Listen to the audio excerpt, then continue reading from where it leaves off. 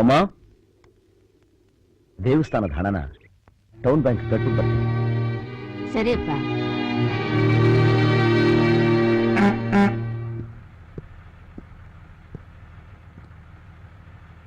ಅಣ್ಣ ನಮಸ್ಕಾರ.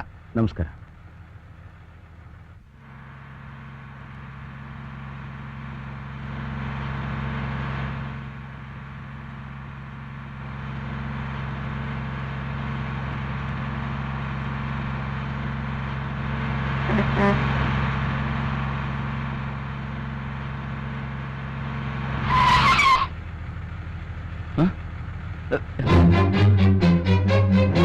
ನನ್ನ ಬ್ಯಾಗು, ನನ್ನ ಬ್ಯಾಗ್, ಯಾರಾದ್ರೂ ನನ್ನ ಬ್ಯಾಗ್ ನೋಡಿದ್ರ ಸರ್? ನನ್ನ ಬ್ಯಾಗ್ ಸರ್, 5 ಲಕ್ಷ ರೂಪಾಯಿ ಇತ್ತಮ್ಮ ಅದರಲ್ಲಿ. ಯಾರಾದ್ರೂ ನನ್ನ ಬ್ಯಾಗ್ ನೋಡಿದ್ರ? 5 ಲಕ್ಷ ರೂಪಾಯಿ. ನನ್ನ 3 ಜನ ಕೇಳಿದ್ರೆ ನಾನೇನಂತ ಉತ್ತರ ಕೊಡಿ? ಅಯ್ಯೋ, ಊರಿನ ಹಣನ ಶಂಕರ ಕೊಳ್ಳೆ ಹೊಡೆದ ಅಂತ ನಮ್ಮ ಹೋಗಿ ಪೊಲೀಸ್ ಕಂಪ್ಲೇಂಟ್ ಕೊಡ್ರು. ಇನ್ಸ್ಪೆಕ್ಟರ್ ಯಾರು ಅಂತ ಗೊತ್ತಲ್ಲ, ಅವನ ತಮ್ಮನೇ. ತಮ್ಮ ಅಣ್ಣನ ಅರೆಸ್ಟ್ ಮಾಡಿ ಒದ್ದು ರೋಡಲ್ಲಿ ಎಳ್ಕೊಂಡು ಹೋಗ್ಬೇಕು. ನಾನು ಅದನ್ನ ನನ್ನ ಈ ಕಣ್ಣಾರ ನೋಡ್ಬೇಕು. ಬಾಬಾ, ಗುಡ್ ಪ್ಲಾನ್. ನೋ ಸರ್, ಅವ್ರು ಹೀಗೆ ಮಾಡೋದಕ್ಕೆ ಸಾಧ್ಯನೇ ಇಲ್ಲ ಸರ್. ನೀವು ಹೇಳೋದು ನಂಬೋದಾ? ಊರಿನ ಜನ ಹೇಳೋದು ನಂಬೋದಾ? ಇಡೀ ಊರಿನ ಜನ ಅವ್ರು ಕದ್ದಿದ್ದಾರೆ ಅಂತ ಹೇಳಿ ಕಂಪ್ಲೇಂಟ್ ಕೊಟ್ಟಿದ್ದಾರೆ. ಹೋಗಿ ಮೊದ್ಲು ಹೋಗಿ ಅವ್ರನ್ನ ಅರೆಸ್ಟ್ ಮಾಡ್ಕೊಂಡ್ ಬನ್ನಿ. ಸಾವಿರಾರು ಜನ ತೊಟ್ಟಿರೋ ಕಾಕಿ ಬಟ್ಟೆ ಮೇಲೆ ಪೊಲೀಸ್ ಅನ್ನೋ 3 ಸಿಂಹಗಳಲ್ಲಿ ಮೂಲತಲೆ ನೀನಾಗ್ಬೇಕು. ಅದೇ ನನ್ನ ಆಸೆ. ಅಣ್ಣ, ತಮ್ಮ, ಬಂಧು ಬಳಗ ಇದನ್ನೆಲ್ಲ ಮರೆತು ಮನೆಯವರೇ ತಪ್ಪು ಮಾಡಿದ್ರು ಸರಿ, ಕಾನೂನು ಬದ್ಧವಾಗಿ ನೀನು ಅವನ್ನ ದಂಡಿಸ್ಬೇಕು. ಅದೇ ಪೊಲೀಸ್ ಡಿಪಾರ್ಟ್ಮೆಂಟ್ಗೆ ನೀನ್ ಕೊಡೋ ಮರ್ಯಾದೆ. ಏನ್ ಯೋಚನೆ ಮಾಡ್ತಿದ್ದೀರಾ? ಹೋಗಿ ಇಮಿಡಿಯೇಟ್ ಆಗಿ ಅರೆಸ್ಟ್ ಮಾಡಿ. Okay sir.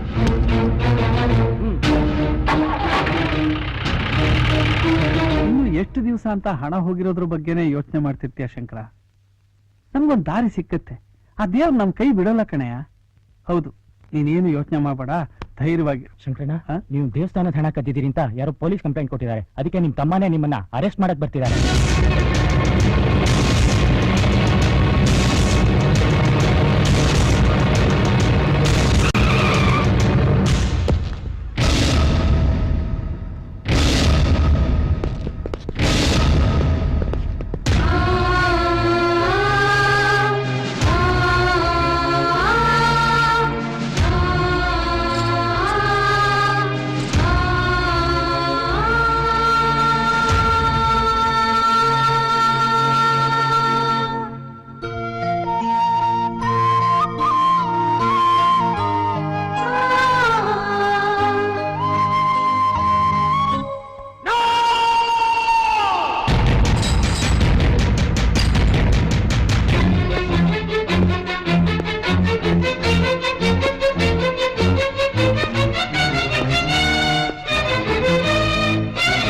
ಮನುಷ್ಯನಾಗಿ ಹುಟ್ಟಿದ ಪ್ರತಿಯೊಬ್ಬರಿಗೂ ಮನಸ್ಸಾಕ್ಷಿ ಅಂತ ಬಂದಿದೆ.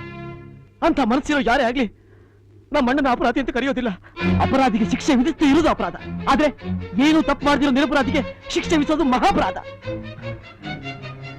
ಏನು ತಪ್ಪು ಮಾಡಿದಿರೋ ನಮ್ಮ ಅಣ್ಣನ ಅರೆಸ್ಟ್ ಮಾಡಿ ಇದೇ ಉದ್ಯೋಗದಲ್ಲಿ ಮುಂದುವರಿಬೇಕು ಅಂತ ಇದ್ರೆ ಆ ಉದ್ಯೋಗ ನನಗೆ ಬೇಕಿಲ್ಲ ಅಣ್ಣ. ನಿಮ್ಗಿದು ದೊಡ್ಡದಲ್ಲ ಈ ಉದ್ಯೋಗ. ನನಗೆ ನೀವು ಬೇಕಣ್ಣ, ನೀವು ಬೇಕು, ನೀವು ಬೇಕಣ್ಣ ನನಗೆ.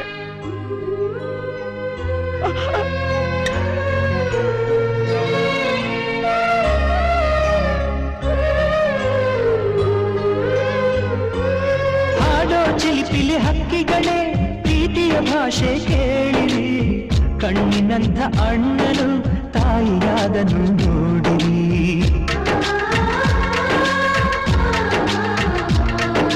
ಶಿಲುಬೆಯಲ್ಲಿ ಏರಿದರು ನಗುವಿನ ಒಲುಮೆ ತುಂಬಿದೆ, ಹಾರಾಡೋ ಮನಸ್ಸಿಗೆ ಆಕಾಶವೇ ನೀನಾದೆ.